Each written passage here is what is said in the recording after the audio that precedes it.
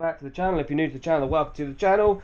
Just got back from the local car boot sale and picked up this for 15 quid. ERG even, Yamaha 1-to-1 guitar. It's got a few problems.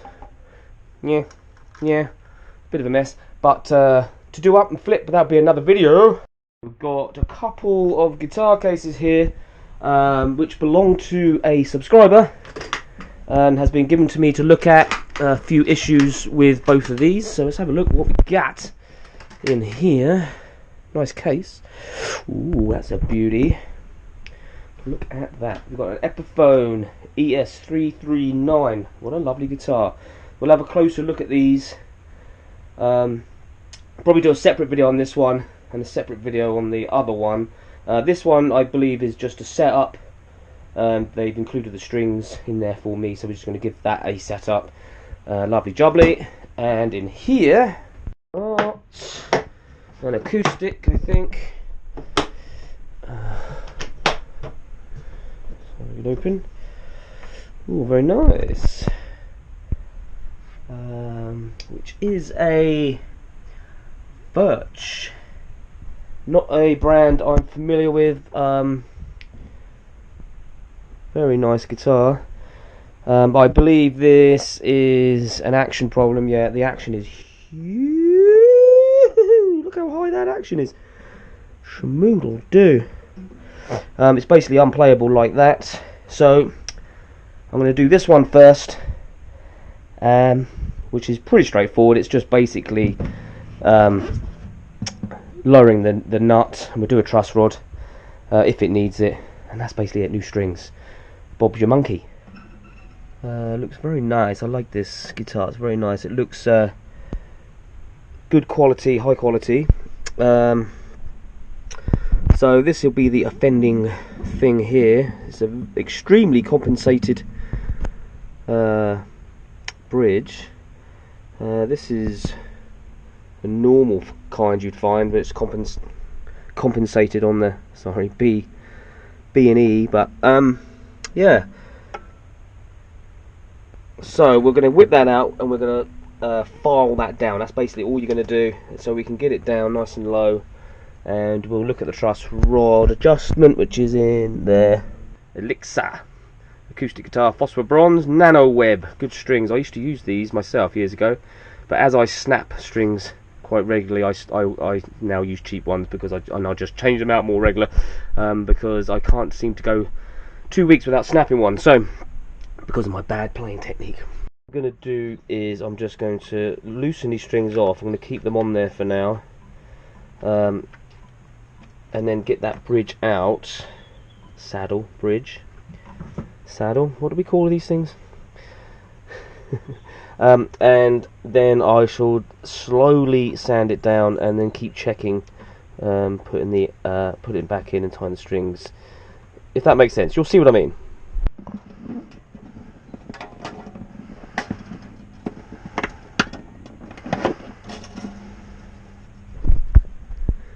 And there you have it. There's a big old chunky sort of bone composite. I don't think it is bone.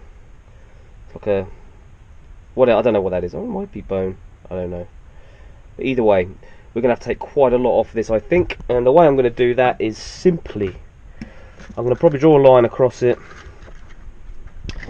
and you can see where I've done one already, with some I've got some P80 sandpaper here, and I just put it on a flat surface. This is perfect, like that, and then we gently sand that down to the level keep sanding it until it's at the right level, basically.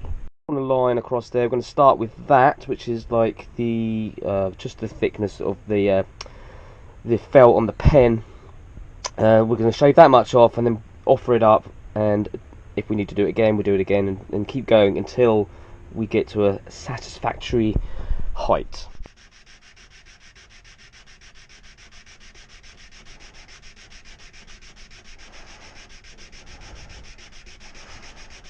And it so the pen is basically gone, the line.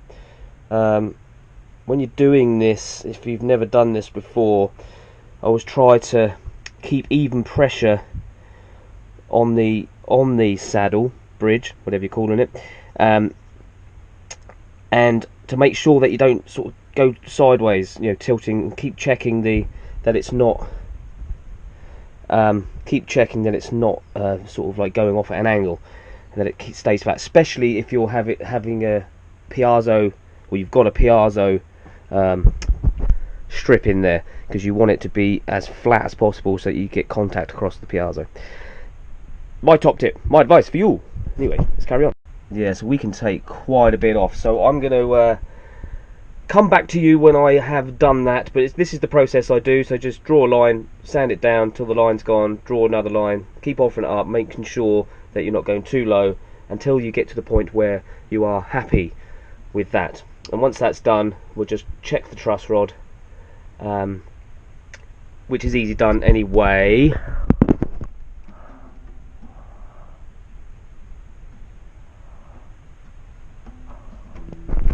Doesn't look too bad, may have a little adjustment, but we'll worry about that later. But we'll get this right down to a comfortable playing level. Done a couple of goes and it is getting a lot better. Still come down quite a bit in my opinion, especially on the lower strings. The higher string is almost there.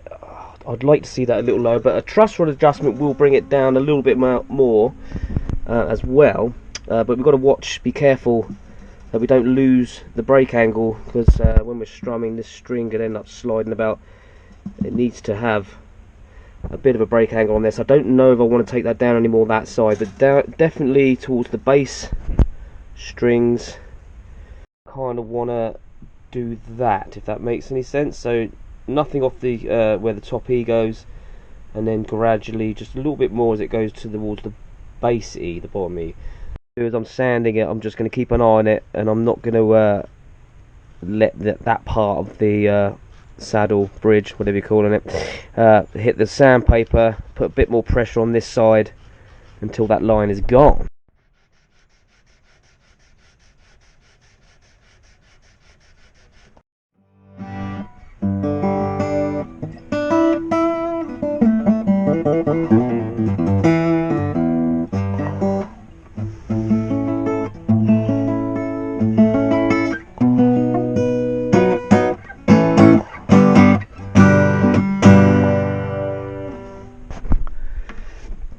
Alrighty, that's a lot better, but I do feel like it could come down a bit more. But we are running out of material, so to speak. But a little bit, I can't come down any more on the top, but we can come down a little bit more on the bottom strings, which will just make it a little bit more comfortable. Off, I'm happy with that, that's fine. I'm just going to give the frets a bit of a polish and lemon oil the neck, string it up, and I think it should be good to go. And we'll have a little listen, see what it's like, a little play.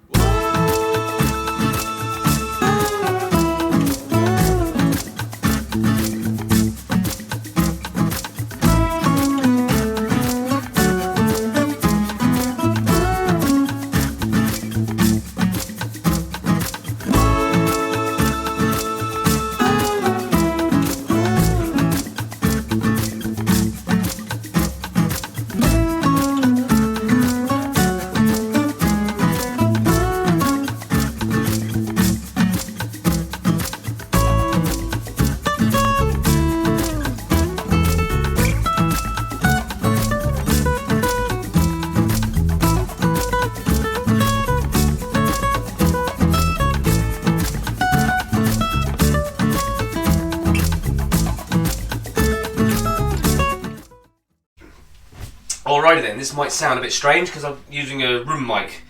This isn't a electro-acoustic, so this is how we're going to hear it. It's a very lovely guitar, plays great now. That's how I lowered the action on this guitar. I don't know anything about these guitars. Maybe I should look them up. But if you do, it's a Furch guitar since 1981.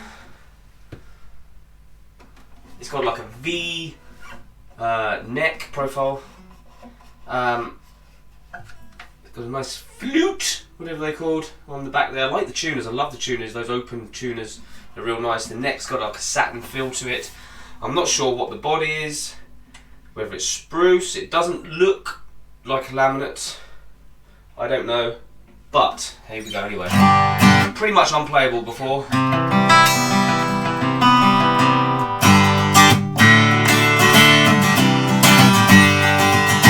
All the way up.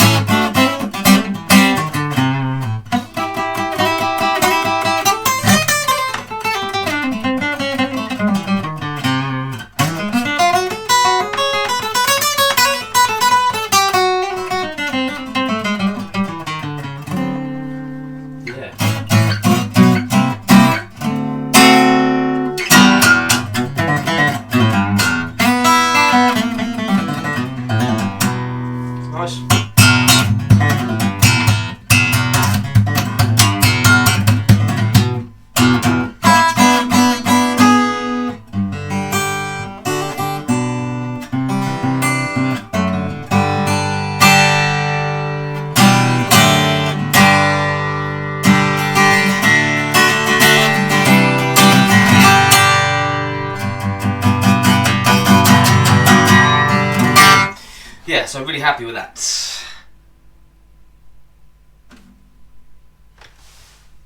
So that concludes this video. If you liked it, then hit the like button, hit the subscribe button. We're trying to get to 10,000 subscribers as soon as we can. Please help me do that. And don't forget to follow me on Twitch. And don't forget that we are now doing Hutch Club on YouTube live streams again, like we used to in the old days. We're back. And I promise that it will be better this week than it was last week. I do apologise for last week, but we had problems with the chat, people getting timed out and stuff. It was very, very stressful. But I think I've solved it, so we're going to be good this week. Don't worry. What else to say? Buy some merch. Links in the description. All that stuff. Hope this was helpful for you, this video. I enjoyed making it immensely, and I enjoy being on YouTube and my Hutch Clubbers and all of that kind of thing. I don't know what else to say. I'm just waffling. Anyway, I think there's a jingle. Let's do the jingle. Peace till next time. Let's do the jingle. 1, 2, 3, 4. If you like my YouTube show, hit like and comment and get involved. If you dig my vibe, then hit subscribe and never miss an episode of my YouTube show.